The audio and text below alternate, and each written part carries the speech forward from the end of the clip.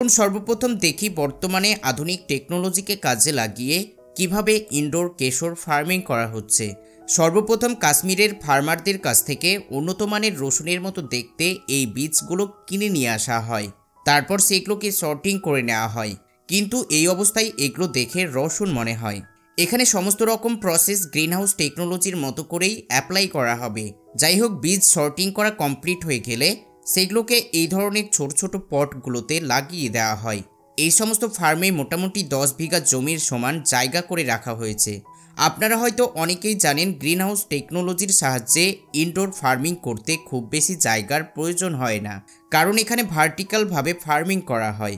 আর ঠিক এইভাবে একটি ট্রেতে অসংখ্য জায়গা করা থাকে, আর সেই সমস্ত জায়গাগুলোতে একটি করে বীজ রেখে দেওয়া হয়। তারপর এই সমস্ত ট্রেগুলোকে প্রত্যেকটি লেয়ারে একের পর এক সাজিয়ে রাখা হয়। কেশর ফার্মিং করতে মাত্র 70 থেকে 80 দিন মতো সময় লাগে।